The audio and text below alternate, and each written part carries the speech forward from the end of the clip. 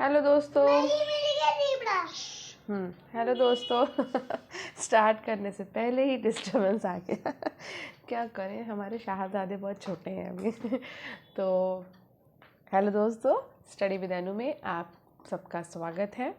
मैं अनु आपका स्वागत करती हूँ। आई होप आप सब अच्छे होंगे, स्वस्थ होंगे, मस्त होंगे और अपनी पढ़ाई लिखाई में व्यस्त होंगे। तो जैसे कि आपको पता है, ये आपकी हिस्ट्री की क्लास है और हिस्ट्री भी हम किस लिए पढ़ रहे हैं, तो हम सारे टीचिंग एग्ज़ाम्स की, ऑल टीचिंग एग्ज़ाम्स के लिए आपकी हिस्ट्री है जो हम पढ़ रहे हैं। तो अगर आप किसी भी टीचिंग एग्ज़ाम की तैयारी कर रहे हैं तो ये क्लास आपके लिए है, विशेषकर हायर लेवल के एग्ज़ाम के लिए। यानी कि अगर मैं स्पेशली बता देती हूँ, क्लास चल रही है टीजीटी के लिए आपकी, साथ ही साथ आपकी पीजीटी के लिए क्लास चल रही है ये, और साथ ही साथ आपकी जीआईसी के लिए चल रही है। इसके अलावा अगर आप एंट्री ग्रेड की तैयारी कर रहे हो, जीडीसी डाइट की कर रहे हैं, असिस्टेंट प्रोफेसर की कर रहे हैं, बीएसएसबी की कर रहे हैं, केवीएस एनवीएस की कर रहे हैं और लेक्चरर की कर रहे हैं, या फिर एनटीए यूजीसी नेट की जेआरएफ की कर रहे हो, तो ये क्लास आपके लिए। तो विशेषकर ये क्लास टीजीटी पीजीटी 2022 और जीआईसी के लिए, जो आपके 3 मई को एग्ज़ाम है, उसके लिए स्पेशली ये क्लास मैं चला रही हूँ। और ये क्लास आपको मिलती है शाम को 6 बजे, तो 6 PM पर आपकी ये क्लास आती है और मेरे द्वारा ये क्लास करवाई जा रही है। और ये क्लास उन लोगों के लिए ज़्यादा स्पेशल है जो लोग चैनल पे नए हैं, क्लास में नए हैं, उन सब के लिए यही है कि अगर आप क्लास में नए हैं तो मैं आपको बता दूं, ये क्लास आपकी शाम को 6 बजे आ रही है। किस पर्पस से आ रही है ये भी मैंने आपको बता दिया। हम जीआईसी और टीजीटी पीजीटी के लिए क्लास को कर रहे हैं। साथ ही मैं बता देती हूँ आपको कि क्लास किस तरह से चल रही है। तो मैंने क्लास जो स्टार्ट करी है ये हिस्ट्री की, ये आपकी, इसमें हम एशियन भी पढ़ेंगे, मिडवल भी पढ़ रहे हैं और मॉडर्न भी पढ़ रहे हैं, ठीक है। तो ये जो आज आपका टॉपिक शुरू हो रहा है, मौर्यकाल एवं मौर्योत्तर काल, तो पूरा मौर्यकाल मौर्योत्तर काल हम फिनिश करेंगे इसमें। और इसमें आपके 300 प्लस प्रश्न हैं, जैसा कि आप थंबनेल पर देख पा रहे हो। तो इसमें 300 प्लस प्रश्न हैं आपके इस टॉपिक में। तो ये हमारा 4 क्लासेस में फिनिश होगा, ठीक है। 4 क्लास हम करेंगे इसमें। तो जैसे कि मैंने बताया आपको, मैंने क्लास स्टार्ट करी है इस तरह से, तो बीच बीच में मैंने जो 4 आपको जो अब तक टॉपिक्स पढ़ाए हैं, वो 4 टॉपिक कवर हो चुके हैं। पहला टॉपिक जो आपका था वो था राष्ट्रीय आंदोलन से। दूसरा टॉपिक मैंने आपको कराया मध्यकालीन साहित्य का। तीसरा टॉपिक मैंने आपको कराया मुगल वंश, पूरा मुगल वंश ख़त्म कर दिया था। चौथा टॉपिक मैंने करवाया आपको दिल्ली सल्तनत, पूरा दिल्ली सल्तनत हमने कल फिनिश किया है।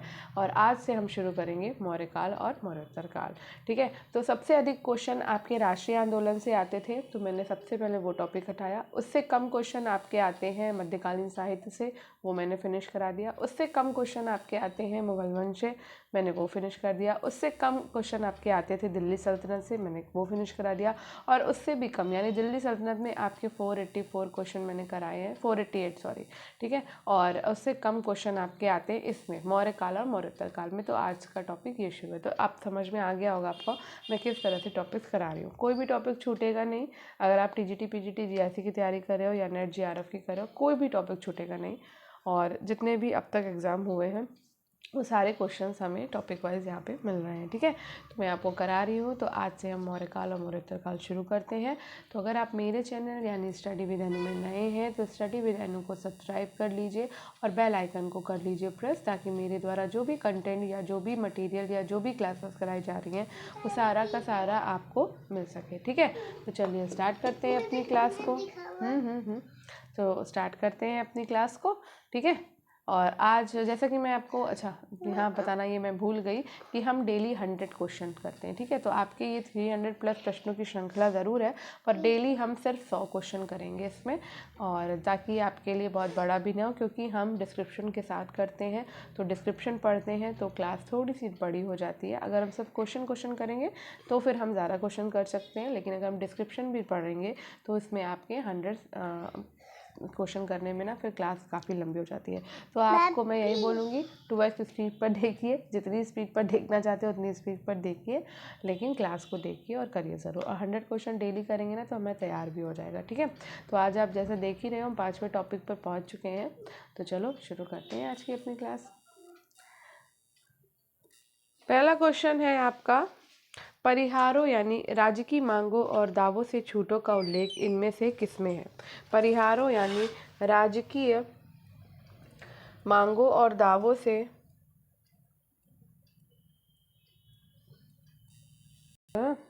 परिहारों यानी राजकीय मांगों और दावों से छूटों का उल्लेख इनमें से किसमें है? तो ये है इसमें आपका गौतमीपुत्र शातकर्णी का एक अभिलेख में। ठीक है, तो गौतमीपुत्र शातकर्णी के नासिक अभिलेख से पता चलता है कि बुनकरों की एक एक श्रेणी के पास 2000 काहा पढ़नों यानी कि काशा पढ़नों की एक अक्षय निधि यानी कि स्थायी निरपेक्ष या पूंजी 1% मासिक ब्याज की दर से जमा की गई थी। इसी प्रकार एक अन्य निधि 1000 काहा पढ़नों की थी जिस पर 3/4% मासिक ब्याज देता था। श्रेणियां अपने नाम से दान भी दे सकती थी और इस प्रकार ये स्पष्ट होता है कि गौतमीपुत्र शातकर्णी के नासिक अभिलेख में राजकीय मांगों और दावों से छूट का उल्लेख है। अशोक का सारनाथ लघु स्तंभ अभिलेख में अशोक अपने महामात्रों को संघभेद रोकने का आदेश देता है। समुद्रगुप्त के इतिहास का सबप्रमुख स्रोत उसी का अभिलेख है जिसे इलाहाबाद स्तंभलेख अथवा प्रयाग प्रशस्ति कहा जाता है। इसकी रचना उसके संधि विग्रह सचिव हरिशेर ने की थी। शक महाक्षत्रप रुद्रदामन का जूनागढ़ अभिलेख शक संवत 72 यानी 78+72 यानी कि 150 ईस्वी का है और ये विशुद्ध संस्कृत भाषा में लिखे गए प्राचीनतम अभिलेखों में एक है। ये चंपू शैली यानी कि गद्य पद्य मिश्रित में लिखा गया पहला अभिलेख है। नेक्स्ट क्वेश्चन है, वासवदत्ता और रावण वध के रचयिता है? तो वासवदत्ता और रावण वध के रचयिता है क्रमशः सुबंधु और भट्टी। ठीक है, वासवदत्ता एक संस्कृत नाटक है और इसके रचयिता है सुबंधु। सुबंधु 6ठी शताब्दी ईस्वी में हुए ऐसा कहा जाता है। विद्वानों का मत है कि उनके काव्य में वर्णनात्मक भाग अधिक है। सुबंधु ने अपने संबंध में सुजैनक बंधु के अलावा कुछ नहीं कहा। उनके व्यक्तिगत जीवन और व्यक्तित्व के संबंध में देश और काल की तरह अनुमान ही के आधार पर ये कह सकते हैं कि वैदिक धर्मावलंबी थे। भट्टी काव्य महाकवि भट्टी के द्वारा रचित महाकाव्य है और इसका वास्तविक नाम है रावणवध। इसमें भगवान रामचंद्र की कथा जन्म से लेकर लंकेश्वर रावण के संहार तक का वर्णन है। ये महाकाव्य संस्कृत साहित्य के दो महान परंपराओं रामायण एवं पाणिनि व्याकरण का मिश्रण होने के नाते कला और विज्ञान का सम्मिश्रण है। भभूति प्राचीन विद्वान थे जिनके तीन नाटक बहुत ही प्रसिद्ध हैं, जो है मालती माधव, उत्तर रामचरित्र और महावीर रचित। माघ मारवाड़ के प्राचीनतम महाकाव्य शिशुपाल वध के रचयिता थे। वे सर्वश्रेष्ठ संस्कृत महाकवियों की त्रयी में अन्यतम है। ठीक है, कालिदास और अश्वघोष के बाद तृतीय उल्लेखनीय महाकवि हैं भारवी और इनका काव्य विचित्र मार्ग भी कहा जाता है। इनकी कृति कीर्तार्जुनियम है। भर्तृहरि एक नीतिकार के रूप में प्रसिद्ध है जो संस्कृत के एक महान कवि थे और इनके सतकत्रय की उपदेशात्मक कहानियां भारतीय जनमानस को विशेष रूप से प्रभावित करती हैं। ठीक है,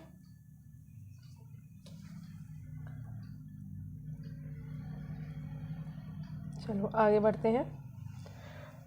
नेक्स्ट क्वेश्चन पे चलते हैं। थोड़ा सा डिस्क्रिप्शन बड़ा है तो हो सकता है कि आज की क्लास थोड़ी सी बड़ी हो जाए। निम्नलिखित को उनके कालक्रम के अनुसार व्यवस्थित कीजिए। ठीक है, तो यहाँ पे है गोंडोफर्नीस, मेनांडर, रुद्रदामन और चस्टन। ठीक है, तो मैं आपको बता देती हूँ विकल्प तो आंसर तो आप देख ही पा रहे होंगे BADC है, लेकिन मैं इनका वो बता देती हूँ। मेनांडर जो था वो आपका यूनानी शासक था। ठीक है, तो ये यूनानी शासक है मेनांडर। और इसके अलावा आपका गोंडोफर्नीस जो है वो पहलवन यानी कि पर्शियन आपका शासक है वो। ठीक है, और दूसरा हो गया आपका, उसके बाद कौन सा ऑप्शन है, D, हाँ चस्टन। चस्टन जो था वो कादर्मक वंश का था, कादर्मक वंश का। और रुद्रदामन जो है वो आपका शक वंश का शासक है। ठीक, आगे बढ़ते हैं, नेक्स्ट क्वेश्चन पे चलते हैं। भारतवर्ष का प्रथम अभिलिखित संदर्भ प्राप्त होता है। तो भारतवर्ष का प्रथम अभिलिखित संदर्भ प्राप्त होता है आपका खारवेल के हाथी गुम्फा अभिलेख से। खारवेल के हाथी गुम्फा अभिलेख से। ठीक है, तो प्रथम शताब्दी ईसा पूर्व के उत्तरार्ध में प्राकृत भाषा में लिखा गया खारवेल का हाथी गुम्फा अभिलेख उड़ीसा के भुवनेश्वर नामक स्थान के समीप उदयगिरी पहाड़ी से प्राप्त हुआ। इस अभिलेख में भरतवर्ष यानी कि भारतवर्ष का सर्वप्रथम उल्लेख प्राप्त होता है।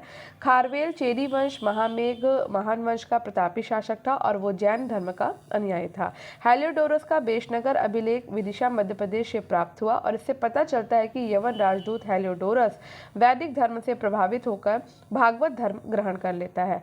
संस्कृत भाषा में लिखी गई सबसे प्राचीन प्रशस्ति है रुद्रदामन का जूनागढ़ अभिलेख। ये चंपू शैली यानी कि गद्यबद्ध मिश्रित में लिखा गया है। अश्वमेध यज्ञ की सूचना देने वाला पहला अभिलेख है प्रमाण धनवेद का अयोध्या अभिलेख। ठीक है, नेक्स्ट है नासिक गुहा संख्या 10 के अभिलेखानुसार शक सातवाहन काल में अक्षय निवि पर ब्याज दर थी, तो ये 9 से 12% थी। ठीक है, तो शक छहराज शासक नहपान के दामाद उषावद्दात ऋषभ दत्त का नासिक गुहा संख्या 10 एकमात्र अभिलेख है जिसमें पूंजी निवेश से प्राप्त होने वाले ब्याज दर का स्पष्ट निर्धारण वर्णित है।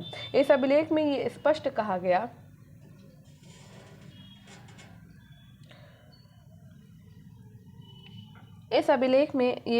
कहा गया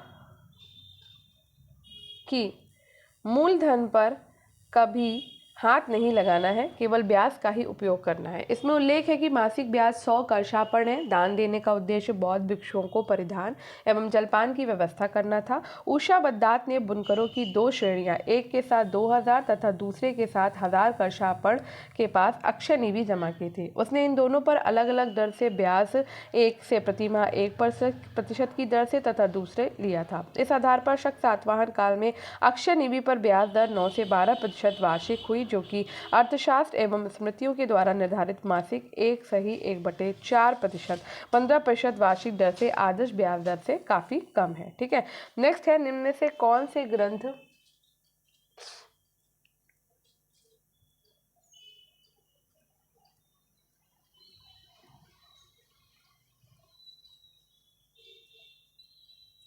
निम्नलिखित में से कौन से ग्रंथ तलाक की अनुमति देते हैं? तो तलाक की जो अनुमति देते हैं वो देते हैं आपके अर्थशास्त्र। ठीक है, तो कौटिल्य ने स्त्रियों से विवाह विच्छेद यानी कि तलाक की अनुमति अपनी पुस्तक अर्थशास्त्र में दिया। तलाक के लिए कौटिल्य ने मोक्ष शब्द का प्रयोग किया है। पति के बहुत दिनों तक विदेश में रहने से या उसके शरीर में दोष होने पर पत्नी उसका त्याग कर सकती थी। इस प्रकार पत्नी के व्यभिचारिणी होने या बंध्या होने जैसी दशाओं में पति उसका त्याग कर सकने का अधिकारी था। इसके अतिरिक्त धर्मसूत्र साहित्य में कालांतर में स्मृति साहित्य का विकास हुआ। स्मृतियों का निर्माण हिंदू धर्म के चरम विकास को सूचित करता है। स्मृतियों को धर्मशास्त्र की संज्ञा दी गई। स्मृतियों में मनुस्मृति सबसे प्राचीन और प्रमाणिक है। याज्ञवल्क्य स्मृति, नारद स्मृति गुप्तकाल में 5वीं शताब्दी की रचनाएं हैं और ये स्मृतियां श्लोकों में लिखी गई हैं तथा इनकी भाषा लौकिक संस्कृत है। ठीक है, नेक्स्ट है अर्थशास्त्र में विविताध्यक्ष किसके लिए प्रयोग किया गया था? तो ये चारागाहों का अध्यक्ष था। अर्थशास्त्र के अध्यक्ष प्रचार के 2य अध्याय में विभिन्न अध्यक्षों का उल्लेख है। ये विभिन्न विभागों के अध्यक्ष होते थे और मंत्रियों के निरीक्षण में काम करते थे। संभवतः इन अध्यक्षों को ही मेगास्थनीज ने मजिस्ट्रेट कहा है। कुछ प्रमुख अध्यक्ष निम्न है।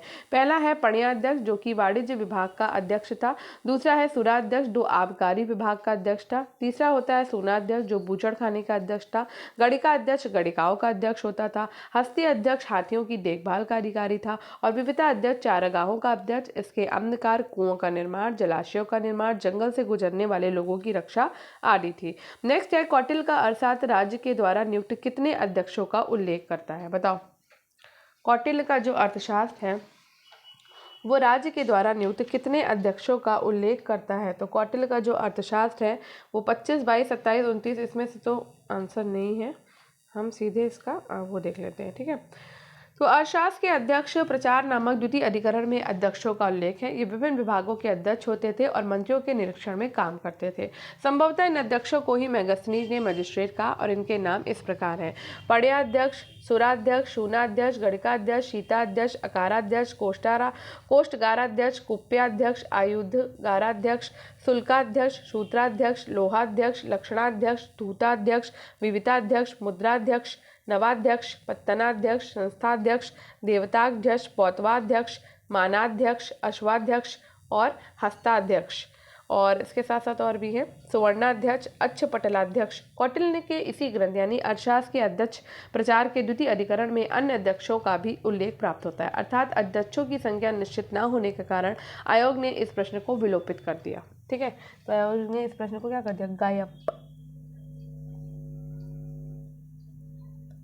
ठीक, चलो नेक्स्ट है अमरावती का महास्तूप मूल रूप से किस काल में स्थापित हुआ। तो अमरावती का महास्तूप मूल रूप से सातवाहनों के काल में स्थापित हुआ था। ठीक है, स्तूप का शाब्दिक अर्थ होता है ढेर या फिर थूहा। ठीक है, स्तूप संस्कृत के स्तूप धातु से बना, जिसका अर्थ है एकत्र करना अथवा ढेर लगाना। इसके लिए प्राकृत शब्द भूप मिलता है। क्या मिलता है, भूप। ठीक है, स्तूप निर्माण का वास्तविक कार्य अशोक के समय में शुरू हुआ था, यानी कि प्रारंभ हुआ था, और स्तूपों का विस्तार संपूर्ण देश में किया गया। बौद्ध परंपरा में अशोक को 84,000 स्तूपों के निर्माण का श्रेय प्रदान किया जाता है। अमरावती का महास्तूप, जिसे महाचैत्य के रूप में जाना जाता है, सातवाहन कालीन स्तूप है। तो अमरावती का जो स्तूप है महाचैत्य के रूप में जाना जाता है, वो आपका सातवाहन कालीन स्तूप है। ठीक है, नेक्स्ट है डायमेकस एक राजदूत सीरिया से किसके दरबार में भेजा गया था। तो बताओ, डायमेकस सीरिया से किसके दरबार में आया था। तो डायमेकस सीरिया से आया था बिंदुसार के दरबार में। डायमेकस किसके दरबार में आया था, सीरिया से बिंदुसार के दरबार में आया था। ये क्वेश्चन देखो कितनी बार पूछा गया है, यूपी टीजीटी में पूछा गया है, डीएसएसबी पीजीटी में पूछा गया है, एलटी ग्रेड में पूछा गया है, यूपी पीसीएस एलटी में पूछा गया है, यूजीसी नेट में पूछा गया है, यूपी पीसीएस में पूछा गया है। ठीक है, तो बिंदुसार को यूनानियों ने क्या कहा है, अमित्र चेटस और अमित्र घात, जिसका अर्थ होता है शत्रुओं का नाश करने वाला, और इसका एक नाम सिंहसेन भी है। बिंदुसार के समय सीरिया के शासक एंटियोकस प्रथम ने डायमेकस नामक राजदूत को भेजा। मिस्र के शासक टॉलेमी द्वितीय फिलाडेल्फस ने डायनोसियस नामक राजदूत बिंदुसार के दरबार में भेजा था। कोई बात नहीं, दूसरे से कर लो। बिंदुसार के समय में तक्षशिला में वहां के अमात्यों के विरोध में एक विद्रोह हुआ, जिसे दबाने हेतु मालवा या फिर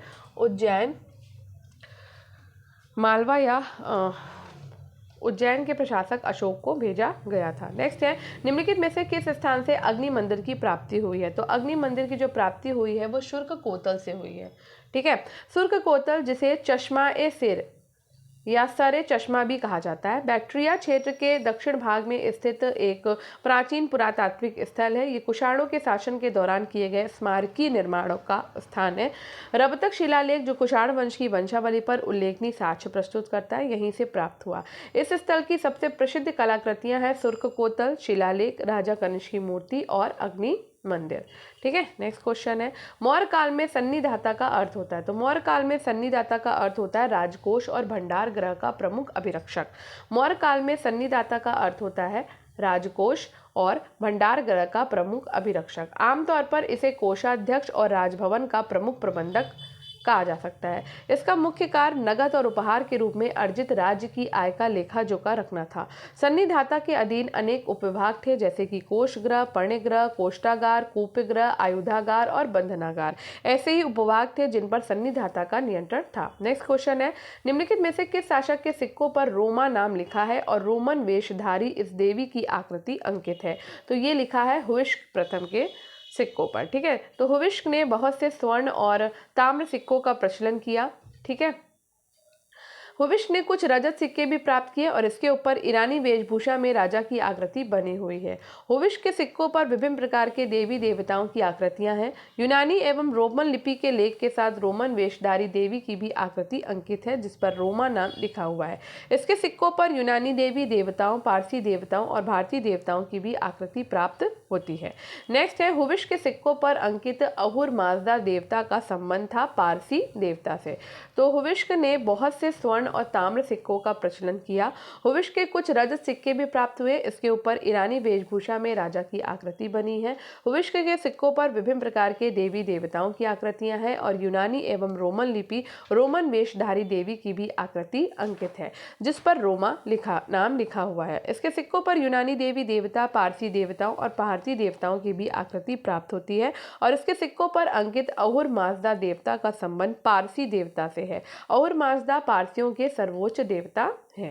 नेक्स्ट है चंद्रगुप्त मौर्य के प्रारंभिक जीवन का विवरण प्रस्तुत किया गया है। तो चंद्रगुप्त मौर्य के प्रारंभिक जीवन का विवरण प्रस्तुत किया गया है वंश टीका में। कहाँ पर? महावंश टीका में। चंद्रगुप्त मौर्य के प्रारंभिक जीवन का परिचय बौद्ध ग्रंथ महावंश टीका से प्राप्त होता है और इस ग्रंथ से पता चलता है कि चंद्रगुप्त मौर्य नामक क्षत्रिय वंश से उत्पन्न हुआ था। उल्लेखनीय है कि जैन और बौद्ध धार्मिक ग्रंथ चंद्रगुप्त मौर्य को स्पष्टता क्षत्रिय वर्ण के रूप में स्वीकार करते हैं। नेक्स्ट क्वेश्चन है आपका, कर्ण वंश के निम्नलिखित शासकों पर विचार कीजिए तथा उन्हें काल क्रमानुसार व्यवस्थित कीजिए। तो ये है आपका वासुदेव, उसके बाद आएंगे भूमिमित्र, फिर आ जाएंगे नारायण और फिर आ जाएंगे सुशर्मन। ठीक है, सॉरी। तो ये किस तरह से आएंगे? तो शुंग वंश के जो अंतिम शासक है वो आपका देवभूति था। ठीक है, तो देवभूति की हत्या कर वासुदेव ने क्या किया? कर्ण वंश की स्थापना कर ली। ठीक है, तो वासुदेव जो है वो कर्ण वंश के संस्थापक माने जाते हैं।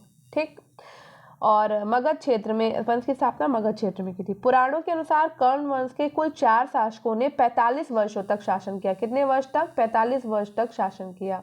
ठीक, और इस वंश के 4 शासकों का क्रम है वो है वासुदेव, जो 9 वर्ष तक शासन किया। इसने वासुदेव ने 9 वर्ष तक शासन किया। भूमिमित्र ने किया था 14 वर्ष तक शासन। नारायण ने 12 वर्ष तक शासन किया है और सुशर्मन ने 10 वर्ष तक शासन किया। तो कर्ण वंश के अंतिम शासक सुशर्मा की हत्या करके शिमुख जो है ये सुशर्मन की हत्या कर देता है इसकी। ठीक है, और फिर क्या करता है? सातवाहन वंश की स्थापना कर देता है। ठीक, नेक्स्ट क्वेश्चन पे चलते हैं। ओयोशो प्रकार की मुद्रा किसने चलाई थी? तो ओयोशो प्रकार की मुद्रा जो है वो कनिष्क ने चलाई। कनिष्क ने मुख्यतः स्वर्ण और ताम्र मुद्राएं जारी की। उसने अपनी मुद्राओं पर ग्रीक लिपि और यूनानी भाषा को अपनाया। कनिष्क की मुद्राओं पर ईरानी, यूनानी और भारतीय देवी देवताओं की आकृतियां उत्कीर्ण हैं। इसमें प्रमुख है मीरो और माओ, पारसी सूर्य और चंद्र, हेलियोस और सेलिनी यानी कि यूनानी सूर्य एवं चंद्र, आयोशो यानी कि पारसीक अग्निदेव, ओयोशो यानी कि भारतीय देव शिव और बौद्धो यानी कि बुद्ध। कनिष्क की मुद्राओं पर शाक्यमुनि बुद्ध का अंकन हुआ है। ठीक है, नेक्स्ट क्वेश्चन है, रबतक अभिलेख के अनुसार कनिष्क ने अपने एक अधिकारी को एक मंदिर के निर्माण का आदेश दिया जहां नाना देवी एवं अन्य देवी देवताओं की प्रतिमाओं को स्थापित करना था। वो अधिकारी कौन था? तो वो अधिकारी था सफर। रबतक अभिलेख के अनुसार कनिष्क ने अपने एक अधिकारी सफर को एक मंदिर के निर्माण का आदेश दिया जहां नाना देवी और अन्य देवी देवताओं की प्रतिमाओं को स्थापित करना था। अफगानिस्तान के काफिर का किला नामक पहाड़ी से 1993 में रबतक अभिलेख की खोज की गई।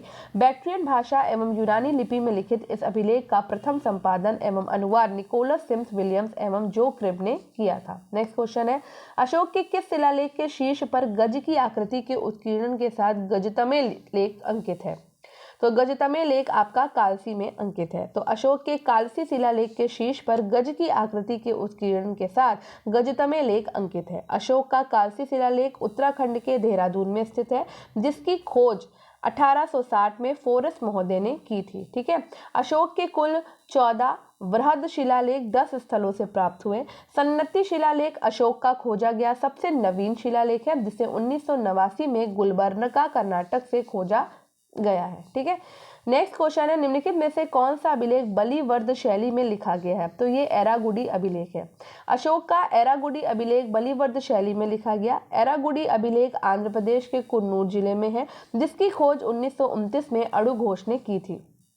एरागुडी से वृहद शिलालेख के अलावा लघु शिलालेख भी मिला है। एरागुडी लेख की लिपि दाएं से बाएं मिलती है और ये लिपि ठीक उसी प्रकार है जिस प्रकार बैल खेत को दाएं से बाएं जोतते हैं, इसलिए इस लेख को बलिवर्द शैली का लेख कहा जाता है। नेक्स्ट है, किस यूनानी शासक ने कविशीय नगर देवता लेख अपने सिक्कों पर उत्कीर्ण करवाया? तो ये करवाया था यूक्रेटाइडीज ने। ठीक है, यूक्रेटाइडीज यूनानियों यानी कि यवन का एक महत्वपूर्ण शासक था। कपिशा में प्राप्त उसकी एक महत्वपूर्ण मुद्रा में उसे कपिशा का नगर देवता यानी कविशीय नगर देवता कहा गया।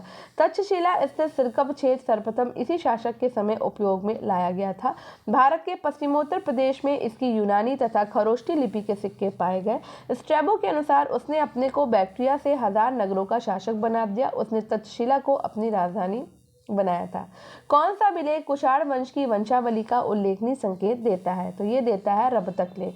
अफगानिस्तान के बगलान प्रांत में स्थित सुर्खकोतल के पास रबातक नामक स्थान पर काफिर का किला नामक एक पहाड़ी से 1993 में रबतक अभिलेख की खोज की गई। बैक्ट्रियन भाषा और यूनानी लिपि वाले इस लेख का प्रथम संपादन तथा अनुवाद निकोलस सिमस विलियम्स तथा जो क्रिव ने किया। रबतक अभिलेख प्रथम अभिलेख है जिसमें कुषाण शासकों की वंशावली दी गई है और इस अभिलेख में कनिष्क काल के सफर नामक एक अधिकारी का भी वर्णन है। नेक्स्ट है, भारत में लेखों और चित्रों युक्त सिक्कों का प्रचलन निम्न ने किसने करवाया था? तो ये करवाया था इंडो ग्रीक के द्वारा। भारत में लेखों और चित्र युक्त सिक्कों का प्रचलन सर्वप्रथम इंडो ग्रीक शासकों के द्वारा करवाया गया। भारतीय प्रदेश में वर्गाकार चौकोर मुद्रा का प्रवर्तन करने वाला प्रथम इंडो ग्रीक शासक एंटियोकस प्रथम था। पेंडालियन और अगाथोक्लीस प्रथम इंडो ग्रीक शासक थे जिन्होंने अपनी मुद्राओं पर खरोष्ठी के साथ भारतीय ब्राह्मलिपि का प्रयोग किया तथा विश्व में प्रथम निकिल की बनी मुद्राएं जारी की थी। अगाथोक्लीस प्रथम इंडो ग्रीक शासक था जिसकी मुद्राओं पर वासुदेव और बलराम शंकरषण की आकृतियों का अंकन मिलता है। उसकी मुद्राओं पर शंक्वाकार स्तूप का भी अंकन मिलता है। नेक्स्ट क्वेश्चन है, निम्नलिखित में से कौन प्राचीन भारतीय राज्य के 7 अंगों में सम्मिलित है? तो भारतीय प्राचीन राज्यों के 7 अंगों में सम्मिलित है आपका स्वामी, ठीक है, और इसके अलावा अमात्य शामिल है और आपका शामिल है जनपद, ठीक है, युवराज नहीं है, ठीक है। तो कौटिल्यकृत अर्थशास्त्र भारत का सर्वप्रथम ग्रंथ है जिसमें राज्य को परिभाषित किया गया और इस पुस्तक पे उसने सप्तांग सिद्धांत यानी राज्य के 7 अनिवार्य अंगों की विवेचना की है, ठीक है।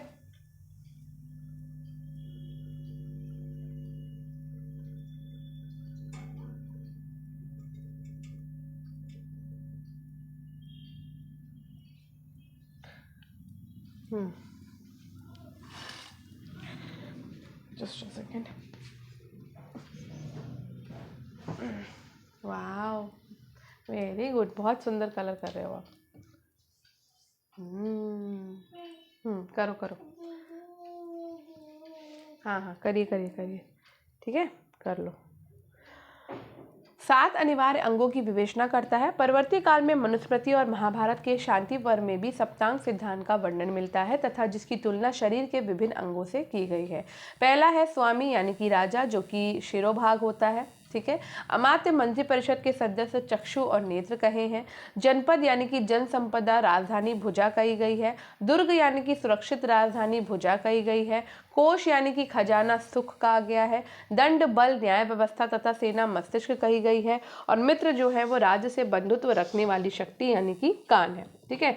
अर्थशास्त्र में कुल 18 तीर्थों के प्रधान पदाधिकारियों का उल्लेख है जिसमें युवराज को राजा का उत्तराधिकारी माना जाता था। नेक्स्ट क्वेश्चन है, सम्राट अशोक का 7वां स्तंभलेख कहाँ पाया जाता है? तो सम्राट अशोक का 7वां स्तंभलेख जो है वो पाया जाता है आपका दिल्ली टोपरा स्तंभ में। कहाँ पाया जाता है?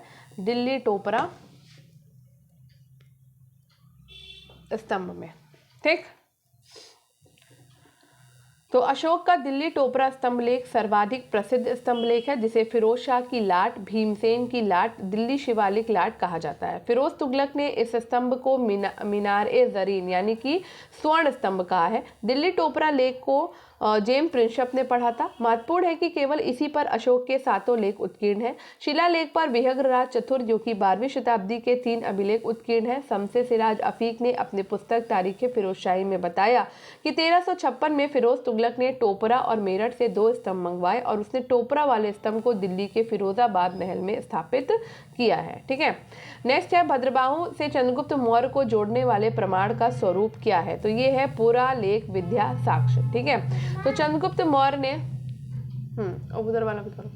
चंद्रगुप्त मौर्य ने अपने जीवन के अंतिम चरण में पुत्र यानी कि बिंदुसार के पक्ष में सिंहासन छोड़कर जैन मुनि भद्रबाहु से जैन धर्म की दीक्षा और श्रवणबेलगोला मैसूर जाकर 298 ईसा पूर्व में इसने उपवास के द्वारा शरीर त्याग दिया था। भद्रबाहु और उनके अनुयायियों को दिगंबर कहा गया है, ठीक है। किसको? भद्रबाहु को। ये दक्षिणी जैन कहे जाते थे। श्रवणबेलगोला से प्राप्त 5वीं-15वीं शताब्दी के बहुसंख्यक लेखों, मुख्यतः 1129 ईस्वी का लेख में चंद्रगुप्त और भद्रबाहु का उल्लेख मिलता है और यहीं पर भद्रबाहु गुफा ठीक है, क्या? भद्रबाहु गुफा और चंद्रगिरी पहाड़ी स्थित है, जहां चंद्रगुप्त और भद्रबाहु ने तपस्या की थी।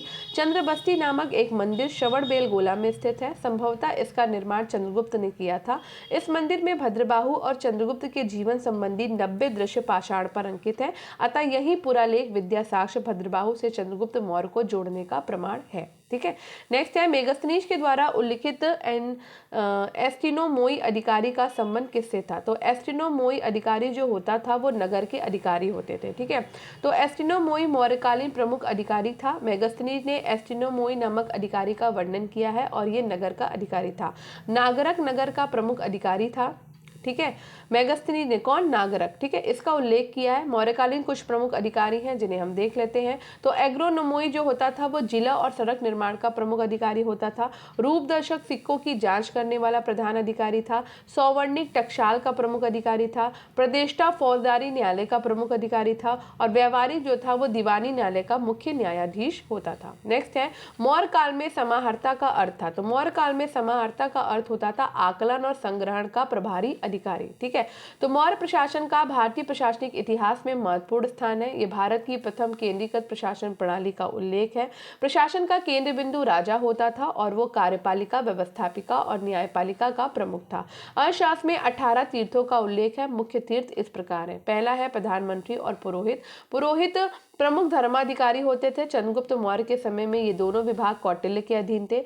समाहर्ता राजस्व विभाग का प्रधान अधिकारी था। सन्निधाता राजकीय कोषाध्यक्ष था। प्रदेष्टा फौजदारी न्यायालय का न्यायाधीश यानी कि कमिश्नर था और व्यवहारिक जो था वो दीवानी न्यायालय का न्यायाधीश होता था। ठीक है, नेक्स्ट है निम्नलिखित में से कौन सा अधिकारी अपने प्रांत के जिलों के संग्रहण को नियंत्रित करता था? तो ये करता था समाहर्ता। ठीक है, तो मौर्य प्रशासन का भारतीय प्रशासनिक इतिहास में महत्वपूर्ण स्थान है। यहाँ भारत की प्रथम केंद्रीकृत प्रशासन प्रणाली का उल्लेख है। प्रशासन का केंद्र बिंदु राजा होता था। वो कार्यपालिका, व्यवस्थापिका और न्यायपालिका का प्रमुख था। अर्थशास्त्र में 18 तीर्थों का उल्लेख है। कुछ महत्वपूर्ण तीर्थ निम्न है। तो पहला है समाहर्ता जो राजस्व विभाग का प्रधान अधिकारी था। सन्निधाता राजकीय कोषाध्यक्ष होता था। सेनापति युद्ध विभाग का मंत्री होता था। युवराज राजा का उत्तराधिकारी होता था। प्रदेष्टा फौजदारी न्यायालय का न्यायाधीश होता था। व्यवहारिक जो था वो दीवानी न्यायालय का मुख्य न्यायाधीश था। समाहर्ता अपने प्रांत के जिलों के राजस्व संग्रह को नियंत्रित करता था। ठीक है, नेक्स्ट है लेखन के आधार पर निम्नलिखित अशोक के स्तंभों में से कौन सा एक सबसे प्राचीन था? तो सबसे प्राचीन स्तंभ लेख है रुम्मनदेही स्तंभ। ठीक है, लेखन के आधार पर मौर्यकालीन कला का उत्कृष्ट प्रदर्शन अशोक के स्तंभों में दिखाई पड़ता है। ये स्तंभ मथुरा और चुनार की पहाड़ियों से लाकर लाल बलुआ पत्थरों से बनाए गए। रुम्मनदेही स्तंभ लेखन के आधार पर अशोक के स्तंभों में सबसे प्राचीन है। इस स्तंभ पर खुदा हुआ लेख ब्राह्मी लिपि में है और बाएं ओर से दाईं ओर पढ़ा जाता है। ठीक है, इसी अभिलेख से ज्ञात होता है कि सम्राट अशोक अपने राज्याभिषेक के 20 वर्ष बाद लुम्बिनी आया था तथा उसने यहाँ पर अर्चना की और गांव के धार्मिक कर को माफ कर दिया। नेक्स्ट है अशोक के अभिलेखों से दिखता है कि राजाज्ञाएं संपूर्ण राज्य में मानी जाती थी केवल एक भाग को छोड़कर और वो था पूर्वी भाग। ठीक है, अशोक का इतिहास हमें मुख्यतः उसके अभिलेखों से ज्ञात होता है। अभी तक 40 से भी अधिक अभिलेख प्राप्त हो चुके हैं जो देश के एक कोने से दूसरे कोने तक बिखरे पड़े हैं। ये अभिलेख उसकी साम्राज्य सीमा के निर्धारण में हमारी मदद करते हैं और दूसरी ओर इससे उसके धर्म और प्रशासन संबंधी अनेक महत्वपूर्ण बातों की सूचना मिलती है। अशोक के अभिलेखों से दिखता है कि उसकी राजाज्ञाएं संपूर्ण राज्य में मानी जाती थी केवल पूर्वी भाग को छोड़कर। ध्यात है कि भारत के पूर्वी भाग में अशोक के अभिलेख प्राप्त नहीं हुए हैं। ठीक है, नेक्स्ट क्वेश्चन पे चलते हैं।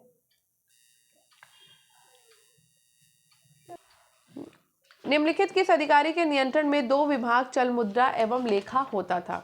तो ये होता था आपका अक्षपटलाध्यक्ष के पास। किसके पास? अक्षपटलाध्यक्ष के पास। अर्थशास्त्र के अध्यक्ष प्रचार अध्याय में विभिन्न अध्यक्षों का उल्लेख है। ये विभिन्न विभागों के अध्यक्ष होते थे और मंत्रियों के निरीक्षण में काम करते थे। संभवतः इन अध्यक्षों को ही मेगस्थनीज ने मजिस्ट्रेट कहा और इन अध्यक्षों में से एक अक्षपटलाध्यक्ष भी था जिसके नियंत्रण में संभवतः इन अध्यक्षों को ही मेगस्थनीज ने मजिस्ट्रेट कहा। इन अध्यक्षों में से एक अक्षपटलाध्यक्ष भी था जिसके नियंत्रण में 2 विभाग चल मुद्रा और लेखा होता था। अक्षपटलाध्यक्ष मुख्यतः महालेखाकार होता था। ठीक है, नेक्स्ट है किस शिलालेख में अशोक अपने को प्रियदर्शी लाजा मगधे कहता है? तो ये कहता है भाब्रू शिलालेख में। भाब्रू शिलालेख राजस्थान में जयपुर के निकट स्थित है। यहाँ से एक चट्टान पर अशोक से संबंधित एक लेख प्राप्त हुआ। इसमें अशोक का नाम प्रियदर्शी लाजा मगधे मिलता है।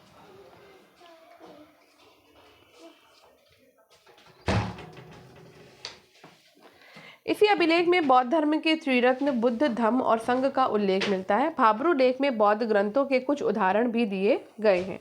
ठीक है, नेक्स्ट है सम्राट अशोक ने महाराष्ट्र में बौद्ध धर्म सम्राट अशोक ने महाराष्ट्र में बौद्ध धर्म के प्रचार हेतु किस प्रचारक को भेजा था? तो ये भेजा था महाधर्म रक्षित को। किसको भेजा था? महाधर्म रक्षित को। तो अशोक ने धर्म प्रचार के लिए कई देशों में धर्म प्रचारक भेजे। उनका उल्लेख बौद्ध ग्रंथ महावंश में मिलता है। ठीक है, धर्म प्रचारक और देश देख लेते हैं। तो महेंद्र और संघमित्रा को उसने श्रीलंका और ताम्रपर्णी भेजा था। महेंद्र और संघमित्रा उसके पुत्र और पुत्री हैं। ठीक है, मंद झांति को उसने कश्मीर और गांधार भेजा। महारक्षित को यूनान देश यवन भेजा। महाधर्म रक्षित को महाराष्ट्र भेजा था। महादेव को महिष मंडल मैसूर को भेजा। रक्षित को बनवासी कर्नाटक भेजा। धर्म रक्षित को अपरांतक भेजा और मंजिम को हिमालय देश भेजा था। सोन तथा उत्तरा को सुवर्ण भूमि भेजा। निम्नलिखित किस स्थान से 4 सिंह युक्त शीर्षक की प्राप्ति की गई थी? तो ये की गई थी आपकी सांची से। ठीक है, तो सांची भारत के मध्य प्रदेश राज्य के रायसेन जिले में स्थित है। ठीक, सांची शहर बौद्ध स्तूपों के लिए प्रसिद्ध है। स्तूप अर्धगोलाकार संरचना जो बुद्ध या उनके अनुयायियों के जीवन से संबंधित होता है। सांची के स्तूपों का निर्माण सम्राट अशोक ने करवाया। ध्यात है कि सांची से 4 सिंह युक्त शीर्षक की प्राप्ति हुई। ये 4 सिंह पीठ सटाए हुए बैठे हैं और सिंहों के नीचे दाना चुगते हुए हंस दर्शाए गए हैं।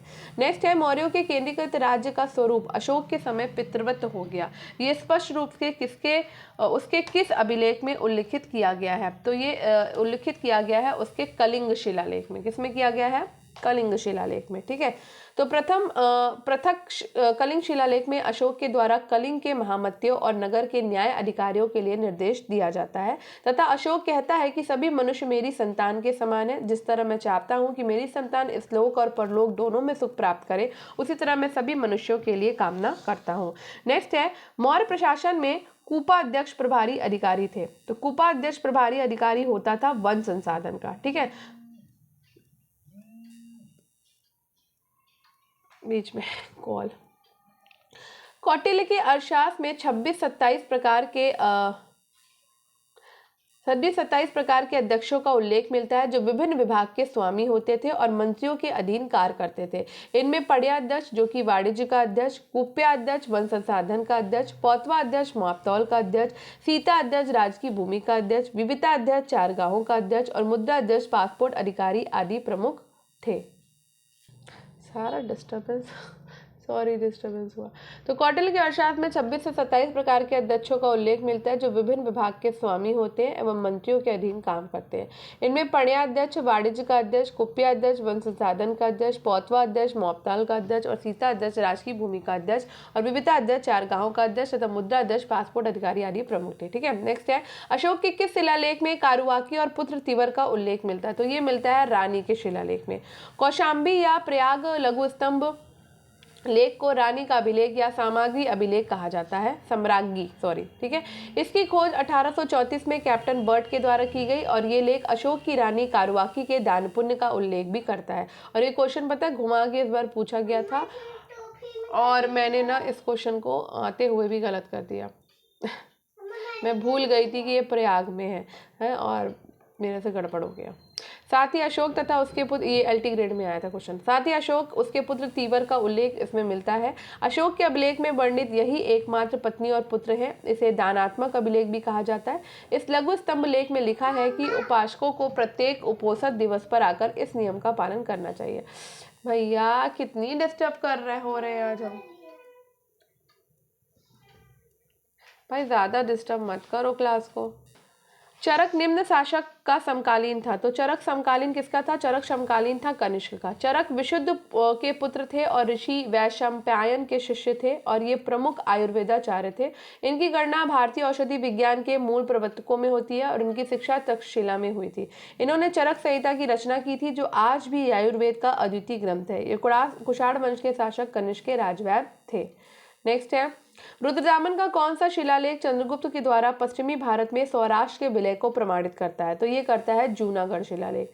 ठीक है, रुद्रदामन का जूनागढ़ अभिलेख 150 ईस्वी में चंद्रगुप्त मौर्य और पश्चिमी भारत में सौराष्ट्र के विलय को प्रमाणित करता है। सौराष्ट्र में चंद्रगुप्त मौर्य के द्वारा नियुक्त राज्यपाल पुष्यगुप्त था, जिसने सौराष्ट्र में सुदर्शन झील का निर्माण किया था। रुद्रदामन का जूनागढ़ अभिलेख संस्कृत में प्रथम लिखित अभिलेख था। नेक्स्ट है, निम्नलिखित में से कौन मौर्य साम्राज्य का एक विशिष्ट क्षेत्र नहीं है? तो ये है आपका डेक्कन क्षेत्र। ठीक है, तो मौर्य साम्राज्य के विस्तृत क्षेत्रों में सामाजिक, आर्थिक, राजनीतिक और सांस्कृतिक असमानताओं और असंतुलन को भी ध्यान में रखा जाता है।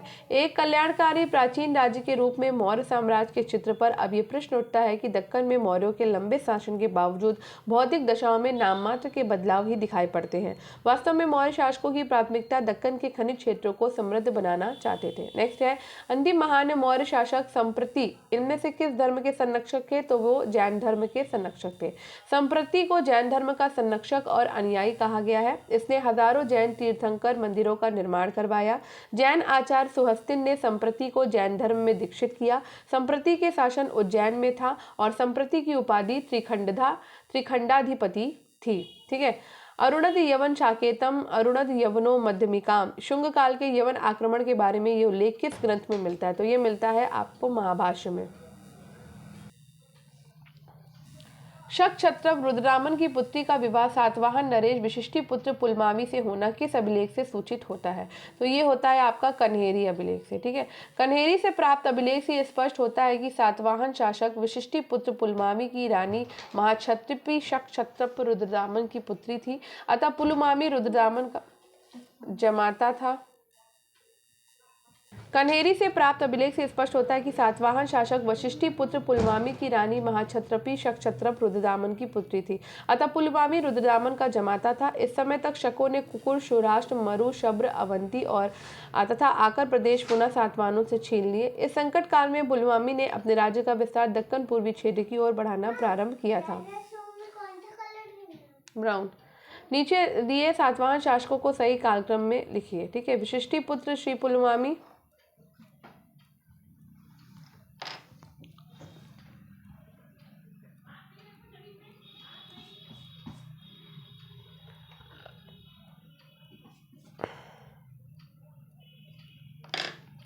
श्री पुलमावी, गौतमी पुत्र शातकर्णी प्रथम या फिर शिमुक। ठीक है, क्या आएगा यहाँ पे? तो ये आएगा DCBA। ठीक है, तो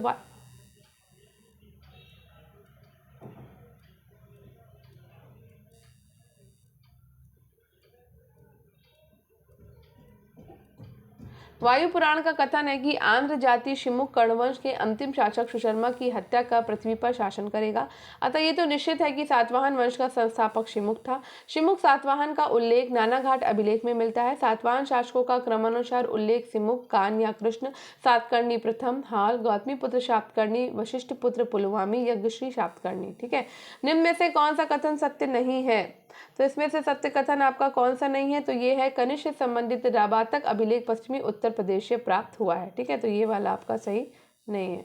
नेक्स्ट है रबातक अभिलेख। रबातक अभिलेख जो है वो अफगानिस्तान के बगलान प्रांत में स्थित है। कुषाणों की वंशावली की सूचना देने वाला ये प्रथम अभिलेख है। 1993 में इस अभिलेख की खोज की गई थी और बैक्ट्रियन भाषा और यूनानी लिपि युक्त 23 पंक्तियों वाले इस विशालतम और असीम महत्व वाले इस कुषाण लेख का प्रथम संपादन और अनुवाद निकोलस सिमस विलियम्स तथा जोक्रीव ने किया था। ऊपर प्रश्न में दिए गए अन्य सारे विकल्प कनिष्क के संदर्भ में सही है। निम्नलिखित में से मौर्य प्रशासन में सन्निधाता किस विभाग का प्रभारी था? तो कोषागार था। सन्निधाता मौर्य काल के समय राजकोष का एक अधिकारी होता है। इसे राज्य की आय व्यय का हिसाब रखना और उसकी नीति का निर्धारण करना।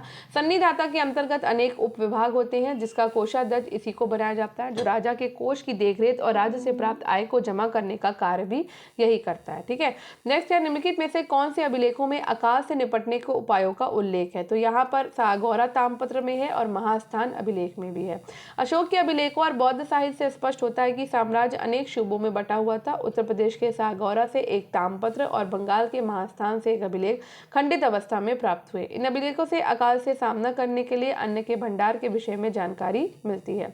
अशोक के समकालीन मिस्र का शासक कौन था? तो ये था टॉलमी द्वितीय फिलाडेल्फस। अशोक मौर्य वंश का महान शासक था और बिंदुसार का पुत्र था। बौद्ध मतानुयायी था और इसने धर्म का प्रचार प्रसार करवाया और दूर देशों तक अपने प्रचारकों को भेजा। टॉलमी फिलाडेल्फस द्वितीय मिस्र का सम्राट था जो अशोक का समकालीन राजा था और इसने अपने राजदूत डायनोसियस को अशोक के दरबार में भेजा था। मौर्य काल में कौन सी प्रकार की भूमि राज्य की आय का मुख्य स्रोत थी? तो ये तो सीता भूमि थी। सीता भूमि मौर्य काल में राज्य की भूमि थी और इसका उल्लेख कौटिल्य अर्थशास्त्र में किया गया है। ये भूमि राज्य की आय के लिए महत्वपूर्ण भूमि थी। ये भूमि जनसाधारण से लेकर दासों तक को दी जाती थी, जिसमें कृषि आय का 1/6 भाग या इससे अधिक भी लिया जाता था। राज्य के द्वारा भूमियों का वर्गीकरण करके ही इस पर कर लगाया जाता था। इस भूमि पर कार्य दासों, कर्मकारों, शूद्रों, जनजातियों और कैदियों के द्वारा कराया जाता था। इसकी देखरेख एक सीता जज यानी अधिकारी के द्वारा की जाती थी। पाटलिपुत्र को तक्षशिला से जोड़ने वाला मार्ग किसकी देन था? तो ये है मौर्यों की देन। ठीक है, मौर्य साम्राज्य में व्यापारिक मार्गों में सबसे प्रधान मार्ग उत्तरापथ को कहा जाता था, जो पाटलिपुत्र में गांधार राष्ट्र की राजधानी तक्षशिला से जुड़ी थी। इस सड़कों को विशेष सुरक्षा और उसकी मरम्मत का काम अशोक के द्वारा किया गया। वहीं उत्तरापथ मार्ग मध्यकाल में शेरशाह सूरी रोड के नाम से जाना गया और आधुनिक काल में जीटी रोड के नाम से भी जानी जाती है। किसने कहा कि भारतीय ना तो किसी को बुरा करते और ना ही किसी का बुरा सहन करते? तो वो थे मेगास्थनीज।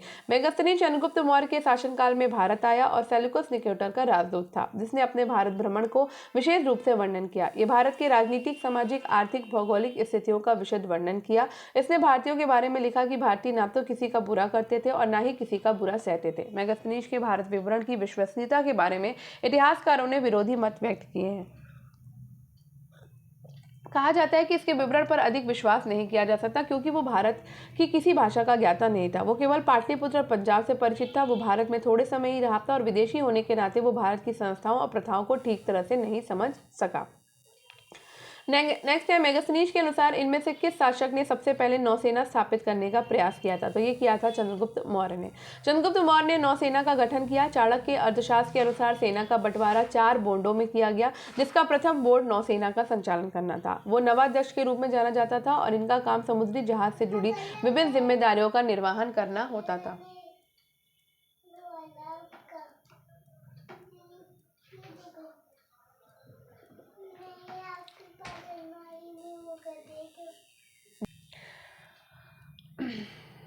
इनका काम समुद्री जहाज से जुड़ी विभिन्न जिम्मेदारियों का निर्वहन करना होता था, जैसे यात्रियों के लिए नाव का प्रबंध करना, व्यापारियों से चुंगी वसूलना, यात्रियों के लिए नाव का प्रबंध करना, व्यापारियों से चुंगी वसूलना, संदिग्ध व्यक्तियों को गिरफ्तार करना, समुद्री डाकुओं से व्यापार की सुरक्षा करना। मेगास्थनीज ने इस सेना का विवरण अपने इंडिका में किया और इसे भारत में सबसे पहले नौसेना स्थापित करने का श्रेय बताया है। ठीक है, सेल्यूकस की किस पुत्री से चंद्रगुप्त ने विवाह किया था? तो सेल्यूकस की हेलेना पुत्री से चंद्रगुप्त ने विवाह किया था। ठीक है, तो सेल्यूकस निकेटर सिकंदर का प्रमुख सेनापति था, जिसने चंद्रगुप्त मौर्य से युद्ध किया और संधि की। इस संधि के तहत उसने अपने राज्य का कुछ हिस्सा और अपनी पुत्री हेलेना का विवाह चंद्रगुप्त मौर्य से करके इस युद्ध को शांत किया। इस संधि में चंद्रगुप्त मौर्य को काबुल, कामधार, हेरात, जेड्रोसिया राज्य देने पड़े थे। बदले में चंद्रगुप्त मौर्य ने सेल्यूकस को 500 हाथी उपहार में दिया। ठीक है, नेक्स्ट है, अशोक स्तंभ पर उत्कीर्ण अधिकांश अभिलेख किस लिपि में लिखे गए हैं? तो ये ब्राह्मी लिपि में लिखे गए हैं। ठीक है, तो अशोक के अभिलेख खरोष्टी, अरमाइक, ग्रीक और ब्राह्मी लिपियों में लिखे हुए मिलते हैं। ठीक, इसके अधिकांश अभिलेख बाएं से दाएं इधर लाओ मेरे पास, बाएं से दाएं लिखी जाने वाली लोक प्रचलित ब्राह्मी लिपि में लिखे हुए मिलते हैं। यही ब्राह्मी लिपि भारत की अधिकांश लिपियों तथा दक्षिण पूर्व एशिया की अनेक लिपियां जैसे वर्मी, तिब्बती, सिंगली आदि भाषाओं की मातृलिपि है। अशोक के 2 अभिलेख सहबाजगढ़ी और मानसेरा स्थित अभिलेख खरोष्टी में लिखे गए हैं। तक्षशिला और कंधार से प्राप्त 2 अभिलेख यूनानी और आरमाइक लिपियों में लिखे गए हैं। नेक्स्ट है, चंद्रगुप्त मौर्य इनमें से किस जैन भिक्षु के शिष्य बने हैं? तो भद्रबाहु के बने।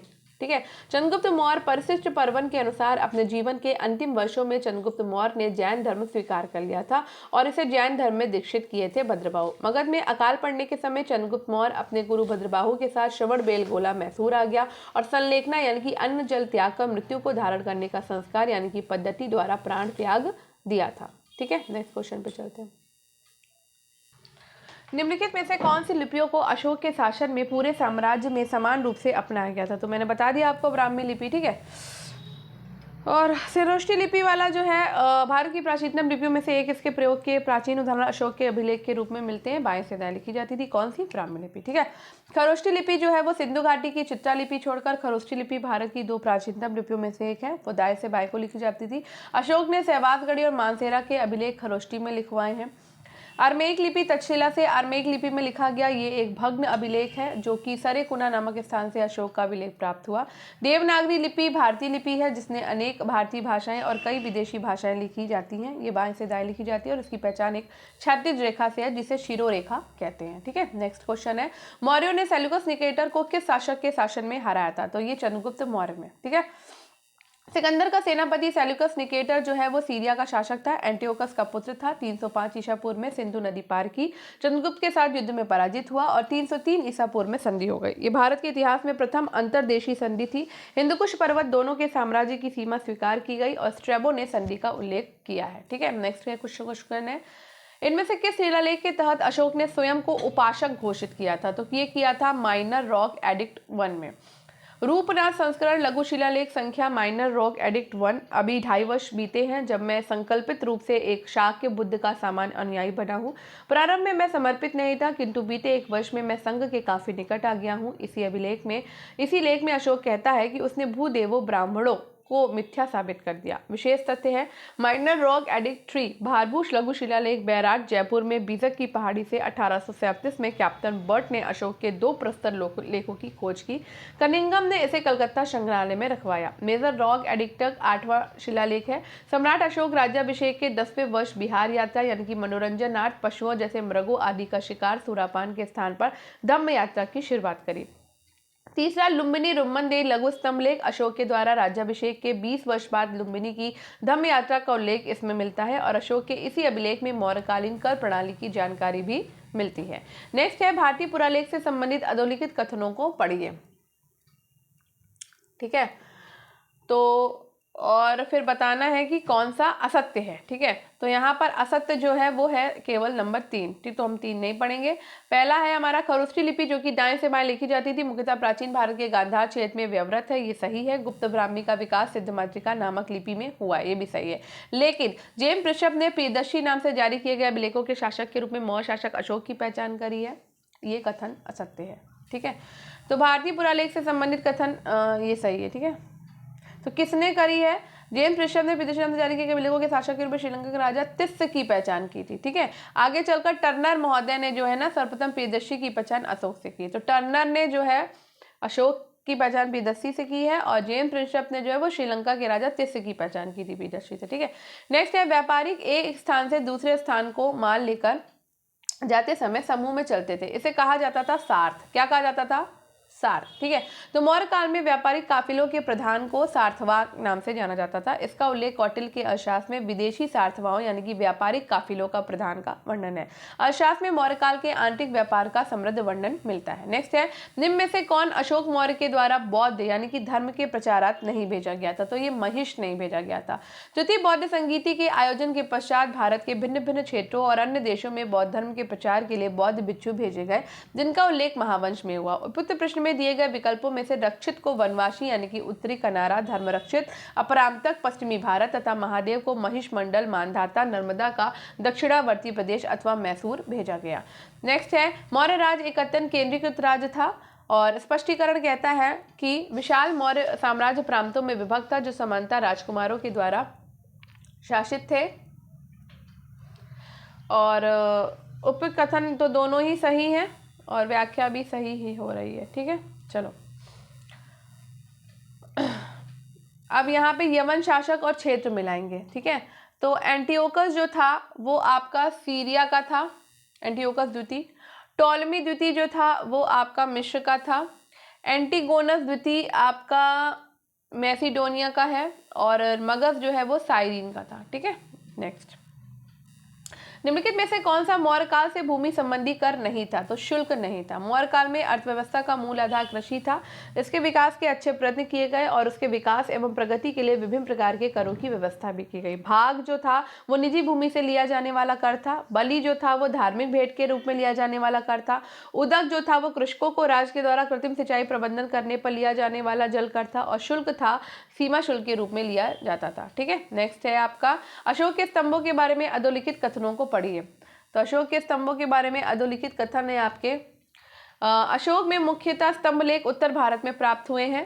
ठीक है, फिर उसके बाद में है आपका स्तंभों की यष्टि और ऊर्ध्व भाग दो अलग अलग पत्थरों से निर्मित है और ऊर्ध्व भाग की समस्त आकृतियां पशुओं की है। ठीक है, नेक्स्ट अब हमें यहाँ पे सूची 1 से सूची 2 को मिलाना है। तो मुल्ले आपके पशुचारण क्षेत्र से थे, पाले जो थे वो शुष्क भूभाग से थे, कुरीची जो थे वो आपके पर्वतीय क्षेत्र से थे और मरुतम जो थे वो नदी भूभाग था। ठीक है, चलो किन शासकों के सिक्कों पर धूमीय यानी कि धार्मिक उपाधि उत्कीर्ण है? तो पहलव पे। ठीक है, तो पहलव शासकों के सिक्कों पर धार्मिक यानी कि धार्मिक उपाधि उत्कीर्ण है। पहलव शासक द्वितीय शताब्दी ईसा पूर्व में ईरान से भारत में आए और इस वंश का संस्थापक मिथ्रेडेट्स प्रथम 171 से 130 ईस्वी में था। इस वंश का महानतम शासक गोंडोफनीस था। कुषाणों ने भारत में द्वैत शासन और संयुक्त शासन की प्रणाली शुरू की तथा भारत में सर्वप्रथम शुद्ध स्वर्ण मुद्राएं निर्मित करवाई थी। सातवाहन ने शीशे के सिक्के निर्मित करवाए थे। किसे कुमार और आर्यपुत्र का उपनाम दिया गया था? तो कुमार और आर्यपुत्र का उपनाम दिया था शाही खानदान के राजकुमार को। ठीक है, पेरिपस मेरिस एरिथ्री की संभावित तिथि इनमें से कौन सी है? तो ये पहली और दूसरी शताब्दी ईस्वी है। ठीक है, इसमें भी पढ़ने वाला नहीं है। रुपया रूप प्रकार के सिक्कों के निर्माण में किस धातु की अधिकता होती थी? तो रजत धातु की अधिकता होती थी।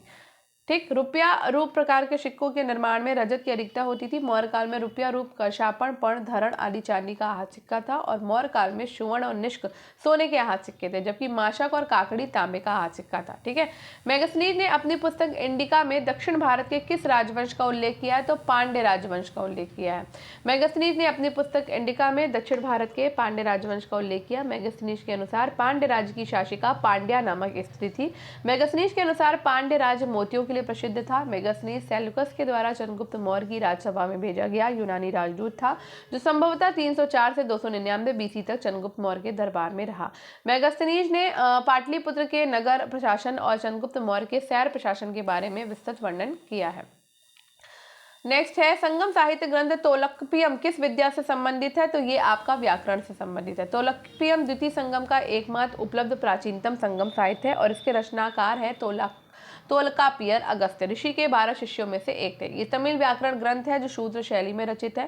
संगम काल के 3 महत्वपूर्ण महाकाव्य ग्रंथ उपलब्ध है, जो शिल्पादिकारम लेखक इंग्लो आदिगल, मणिमेखला लेखक शीतलस्नार और जीवक चिंतामणि लेखक तिरुवक्त देवर है। निम्नलिखित उत्खनित स्थलों में से कहां से दक्षिण भारत और रोमन जगत के बीच व्यापारिक संबंधों के साक्ष्य मिले? तो ये मिले हैं अरिकामेडू से। ठीक है, तो अरिकामेडू भारतीय समुद्री व्यापार का महत्वपूर्ण केंद्र था। 1945 में मार्टिमर व्हील ने सर्वप्रथम इसकी खुदाई की। अरिकामेडू में दक्षिण भारत और रोमन जगत के बीच विकसित व्यापारिक संबंध के साक्ष्य मिले हैं। यहाँ से रोमन सिक्के, रोमन बस्ती, रोमन एम्फोरा, रोमन एरेटाइन मृदभांड, ऑगस्टिन की आकृति अंकित रत्न प्राप्त हुए। अरिकामेडू को पेरिपस में पोडोकू नाम से संबोधित किया गया। नेक्स्ट है धरर और पुराण को निम्नलिखित में से किसके रूप में पहचाना जाता है? तो ये मुद्राओं के रूप में पहचाना जाता है। ठीक है, तो ये इसका उल्लेख जो है वो मनुस्मृति में हुआ है। पाली साहित्य में आहत मुद्राओं को काहापण और संस्कृत में कर्षापण कहा गया। आहत मुद्राओं को कौटिल्य ने पर्ण और कात्यायन ने प्रति नाम से पुकारा। आहत मुद्राओं का प्राचीनतम ढेर उत्तर भारत के पूर्वी उत्तर प्रदेश और मगध में मिले हैं। नेक्स्ट है कौटिल्य के अर्थशास्त्र में कितने अधिकरण और श्लोक हैं? तो 15 अधिकरण और 6000 श्लोक हैं। ठीक है, तो अर्थशास्त्र की भाषा संस्कृत है, गद्य पद्य मिश्रित है, सूत्र शैली और ग्रंथ शैली में लिखा है। इसमें 6000 श्लोक, 15 अधिकरण, 180 प्रकरण। कौटिल्य ने हिंदू राजशासन पर प्राचीनतम पुस्तक अर्थशास्त्र का प्रणयन किया। 1905 में पंडित श्याम शास्त्री के द्वारा अर्थशास्त्र की पहली पांडुलिपि खोजी गई। 1915 में अर्थशास्त्र का प्रथम अंग्रेजी अनुवाद उपलब्ध हुआ है। नेक्स्ट है अर्थशास्त्र में वर्णित शासन के उपविभागों का निम्नलिखित में से कौन सा मेल सही नहीं है? तो स्थानीय 1000 गांवों का समूह सही नहीं है और संग्रहण 100 गांवों का समूह। ठीक है, तो स्थानिक जो होता था वो 800 गांवों का समूह होता था, द्रोणमुख 400 गांवों का समूह था, खरवाटिक 200 गांवों का समूह था और संग्रहण 10 गांवों का समूह था। ठीक है, नेक्स्ट है कनिष्क बौद्ध धर्म की एक शाखा का अनुयायी था, तो ये था महायान।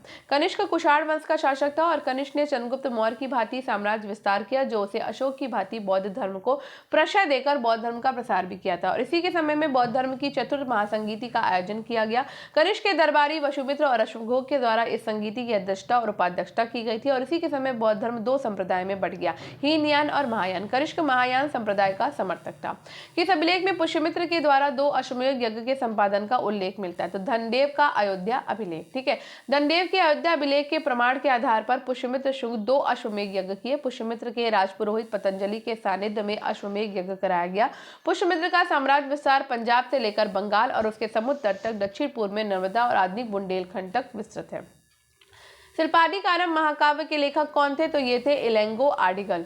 दक्षिण भारत के तीसरे संगम साहित्य में 3 बड़े महाकाव्यों की रचना की गई, जिसमें सबसे प्रसिद्ध ग्रंथ है शिल्पादिकारम को माना जाता है। इसकी रचना इलेंगो आर्डिगल ने की है। ये महाकाव्य न केवल कथानकों की दृष्टि से हृदयस्पर्शी है, परंतु कविता, संगीत, नाटकीय तत्वों और सुंदर वर्णनों में भी परिपूर्ण है। ठीक है, नेक्स्ट है आपका संगम साहित्य के बारे में निम्नलिखित कथनों को पढ़िए। तो इथोथोक संगम साहित्य परंपरा के सबसे पुराने संग्रहों में से एक है। ठीक है, और इसके बाद है आपका पुरानुरु इथोथोक का भाग है, जिसमें शौर की कविताओं को संकलित किया गया है। ये सही है। तिरुकारुल एक परवर्ती रचना है जो पुखता प्रेम और नैतिकता से संबंधित है। तो यहाँ पर आंसर आपका बी सही हो जाएगा। ठीक है, जितनी जमीन में एक हाथी लेट सकता है उतनी जमीन 7 आदमियों का पेट भर सकती है। ये कथन प्राचीन भारत के किस क्षेत्र से संबंधित है? तो ये कावेरी डेल्टा से है। ठीक है, तो सातवाहन काल और संगम युग में कावेरी डेल्टा का भाग अपने कृषि उत्पादन के लिए काफी प्रसिद्ध था और इस काल में इस क्षेत्र में चावल व हल्दी का उत्पादन सबसे ज्यादा होता था। नेक्स्ट है, किस पुस्तक में चंद्रगुप्त मौर्य को सकल जम्बूद्वीप स्वामी कहा गया? तो ये महावंश में कहा गया है। तो बौद्ध साक्ष्य सिंगली अनुश्रुति के अनुसार महावंश ग्रंथ में चंद्रगुप्त मौर्य को सकल जम्बूद्वीप का स्वामी कहा गया है।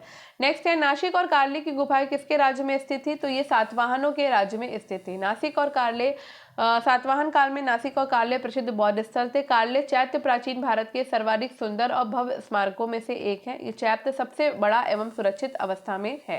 वाग्भट की अष्टांग हृदय किससे संबंधित पुस्तक है? आयुर्वेद से। संपूर्ण विषय काय शल साला के आदि 8 अंगों का वर्णन है। दिनचर्या, रात्रिचर्या, ऋतुचर्या, द्रवण गुण और द्रव्य गुण विज्ञान का विस्तृत वर्णन है। नेक्स्ट है, भट्टी प्रोलू अभिलेख किस धातु से निर्मित था? तो ये चांदी से निर्मित था। अमरावती, भट्टुपोलू, नागार्जुन कोंडा जैसे स्थानों से स्तूप, चैत्य और विहार की जानकारी प्राप्त होती है। भट्टुपोलू अपनी बुद्ध स्तूप के लिए भी जाना जाता है। ये आंध्र प्रदेश के गुंटूर जिले में एक छोटा सा गांव है। भट्टीपोलू अभिलेख चांदी से निर्मित है। नेक्स्ट है, निम्नलिखित में से कौन सा ईसा पूर्व युग में प्राचीन भारतीय इतिहास की एक घटना नहीं है? तो ये चतुर्थ बौद्ध संगीति जो है वो आपकी घटना नहीं है। कनिष्क का शासनकाल 78 ईस्वी के लगभग माना जाता है। कुषाण वंश का सबसे महान शासक था। इसी के काल में चतुर्थ बौद्ध संगीति का आयोजन हुआ था। ठीक है, तो प्रथम शताब्दी में हुई इंडो ग्रीक साम्राज्य की स्थापना 183 ईसा पूर्व के लगभग हुई थी और भारतीय सीमा में प्रवेश करने का प्रथम श्रेय डेमेट्रियस को है। खारवेल का हाथी गुम्फा अभिलेख प्रथम सदी ईसा पूर्व से संबंधित है और विक्रम संवत का आरंभ 57 ईसा पूर्व में हुआ था। नेक्स्ट है, मेगस्थनीज का मूल ग्रंथ लुप्त हो गया और उसके विवरणों की जानकारी हमें कुछ परवर्ती यूनानी लेखकों के द्वारा दिए गए उद्धरणों से मिलती है। ठीक है, तो यहाँ पर आपका आंसर क्या होगा? यहाँ पर आंसर आपका होगा सारे। एरियन भी है, डायडोरस भी है, आपका इजस्टिन भी है, प्लूटॉक भी है और आपका स्ट्रैबो भी है। ठीक है, चंद्रगुप्त मौर्य के नेक्स्ट है, चंद्रगुप्त मौर्य के शासनकाल में पाटलिपुत्र का प्रशासन एक समिति के द्वारा संचालित था जिसके सदस्यों की संख्या होती थी केवल और केवल 30। ठीक, चलो, ओडिशा में भुवनेश्वर के निकट हाथी का धौली शिल्प किससे संबंधित है? तो ये मौर्य काल से संबंधित है। ठीक है, तो ओडिशा में भुवनेश्वर के निकट जो हाथी का धौली शिल्प है वो 30वीं ईसा पूर्व में मौर्य काल के दौरान अशोक ने बनवाया था।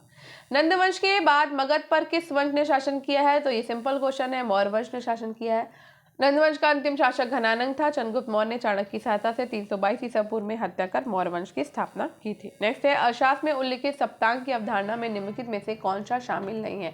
प्रेक्षा शामिल नहीं है। अर्थशास्त्र में सप्तांग की अवधारणा में प्रेक्षा शामिल नहीं है। सप्तांगों में स्वामी, अमात्य, राष्ट्र, दुर्ग, बल, कोष और मित्र का वर्णन मिलता है। नेक्स्ट है, कौन सा सही कालक्रम में है? तो आपका हर्यक, मौर्य, कुषाण और गुप्त। तो हर्यक आया 544 से 412, फिर मौर्य आया 323 से 184 तक, कुषाण और गुप्त आए 319 से 550 तक। ठीक है, निम्नलिखित मूर्तिकलाओं में कौन सा मौर्य काल से संबंधित नहीं है? तो मथुरा में खड़े बुद्ध नहीं है। यक्षी पाल वाहक है आपके और हाथी धौली में है और रामपुरवा सांड शीश स्तंभ भी आपका मौर्य काल से संबंधित है। तो मथुरा में जो खड़े बुद्ध का उल्लेख है वो मौर्योत्तर काल से प्राप्त होता है, जिसका संरक्षण कुषाण शासकों ने किया था। नेक्स्ट है प्रशस्ति का अर्थ क्या होता है भैया? तो प्रशस्ति का अर्थ होता है राजा की स्तुति, ठीक है, उसके महान कार्यों का उल्लेख। नेक्स्ट है केवल एक ही शिलालेख है जिसमें अशोक ने करारोपण के बारे में बात करी, इनमें से कौन सा वो शिलालेख है? तो करारोपण के बारे में बात रुम्मनदेई स्तंभ अभिलेख में हुई है, ठीक है। और ये शिलालेख आपको नेपाल की तराई में मिल जाएगा। इस अभिलेख से ज्ञात होता है कि अशोक अपने राज्याभिषेक के 20वें वर्ष यहाँ पर आया था। उसने यहाँ पे धार्मिक कर बलि को माफ कर दिया और भूमि कर घटाकर 1/8 भाग कर दिया था। इसे आर्थिक अभिलेख भी कहा जाता है। निम्नलिखित में से कौन मौर्य काल का पुरातात्विक संदर्भ नहीं है? तो चित्रित धूसर मृदभांड नहीं है, उत्तर काले पॉलिश षड मृदभांड है, मंडल कूप है, पक्की ईंटें भी हैं, ठीक है। तो उत्तर काले पॉलिश मृदभांड, मंडल कूप, पक्की ईंटें अशोक के अभिलेख, यूनानी यात्रियों के विवरण इत्यादि मौर्य काल के पुरातात्विक और साहित्यिक स्रोत है, जबकि चित्रित धूसर मृदभांड वैदिक कालीन इतिहास से संबंधित है। निम्नलिखित में से कौन सा साक्ष्य मौर्य काल के इतिहास के ज्ञान का साक्ष्य नहीं है? तो चित्रित धूसर मृदभांड। अशोक के अभिलेख, यूनानी लेखकों के विवरण, कौटिल्य का अर्थशास्त्र आदि से मौर्य काल के इतिहास का ज्ञान प्राप्त होता है, जबकि चित्रित धूसर मृदभांड का संबंध वैदिक सभ्यता से, इसलिए इसका उपयोग मौर्यकालीन इतिहास ज्ञान के स्रोत के रूप में नहीं किया जा सकता। नेक्स्ट है निम्नलिखित में से किस वर्ष में जेम्स प्रिंसप ने ब्राह्मी लिपि को पढ़ा था? तो जेम्स प्रिंसप ने ब्राह्मी लिपि को पढ़ा था 1837 में। कब पढ़ा था? 1837 में। जेम्स प्रिंसप ने अशोक के अभिलेख का सर्वप्रथम जो 1837 में अशोक के दिल्ली टोपरा स्तंभ लेख पर उत्कीर्ण ब्राह्मी लिपि का सफलतापूर्वक उद्वाचन यानी कि पढ़ना किया था, किंतु उन्होंने अभिलेखों में देवनाम प्रिय प्रियदर्शी की पहचान श्रीलंका के शासक टिश से कर डाली। विशेष तथ्य यह है कि अशोक के अभिलेखों की खोज सर्वप्रथम 1750 में टी फैंथलन ने की थी, जिसका नाम दिल्ली मेरठ स्तंभ लेख में है। नेक्स्ट और लास्ट क्वेश्चन है आज की क्लास का, चंद्रगुप्त मौर्य और सेल्यूकस निकेटर के बीच संघर्ष की तिथि की पहचान करिए। तो ये हुआ था लगभग 305 में, ठीक है।